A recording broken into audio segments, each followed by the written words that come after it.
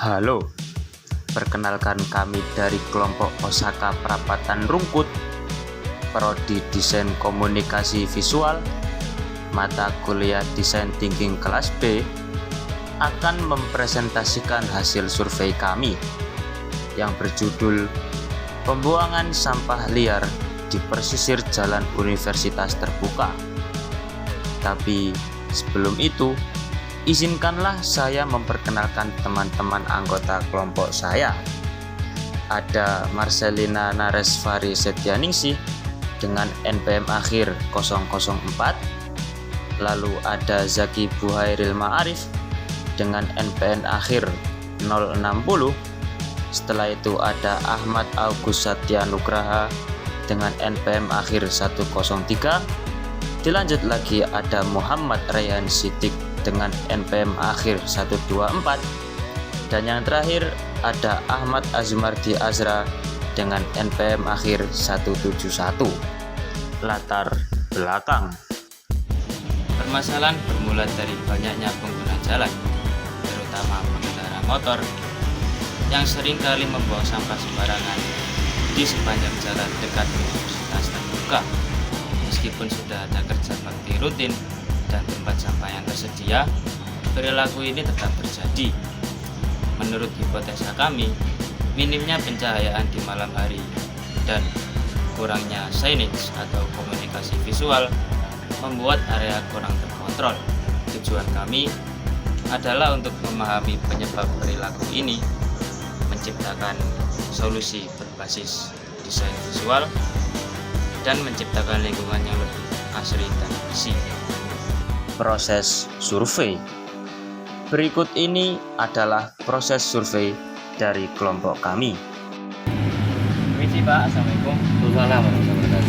Kami dari kelompok Osaka Perapatan Rungkut.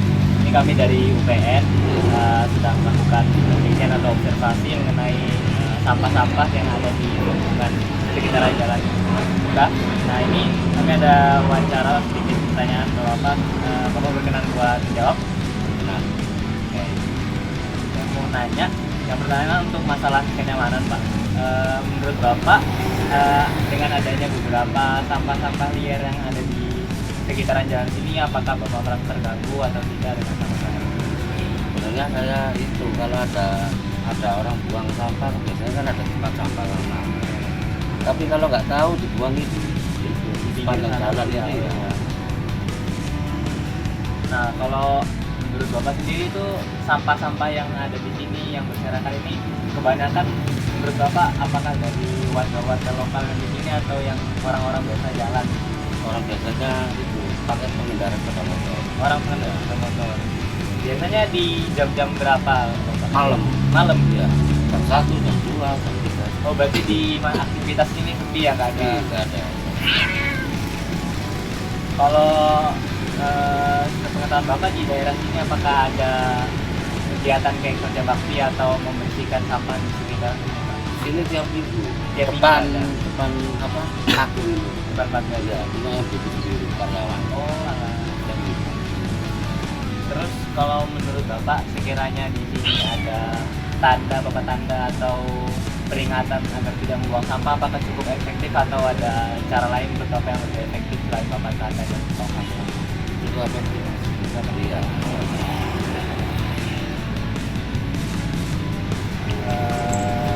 Baik, itu aja sebenarnya. Iya. Jadi rata-rata memang orang-orang yang pengendara ya, yang Pengendara, biasa iya. sama sembarangan sini dan Pakai di sepeda jam motor. malam. Terima kasih Bapak. Iya, sama-sama. Iya. Empathize.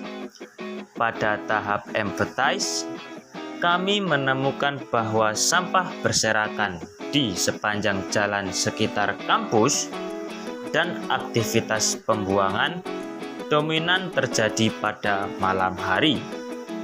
Pelaku umumnya pengendara motor yang melintas. Tempat sampah tersedia tetapi tidak dimanfaatkan karena minim penerangan dan tidak ada arahan visual. Kesimpulan kami, Masalah ini tidak hanya soal perilaku individu, tetapi lingkungan yang kurang mendukung, kurangnya pencahayaan, dan komunikasi visual memperkuat kebiasaan negatif. Oleh karena itu, diperlukan pendekatan desain yang mampu mengarahkan perilaku pengguna secara langsung. Define.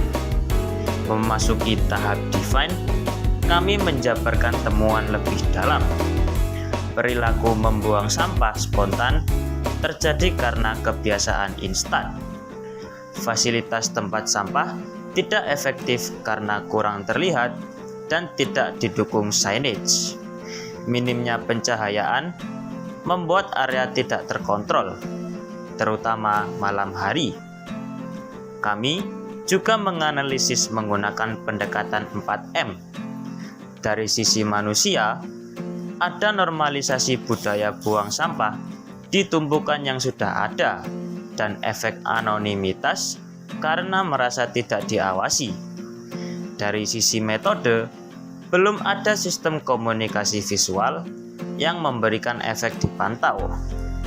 Lingkungan tidak memiliki TPS sementara yang jelas, dan minim penerangan memberi ruang aman bagi pelaku. Di sisi informasi, masyarakat tidak tahu lokasi TPS resmi dan pesan persuasi yang ada masih belum efektif. Terima kasih telah menyimak video kami hingga akhir. Apabila ada kesalahan, kami meminta maaf sebesar-besarnya. Sekian dan terima kasih.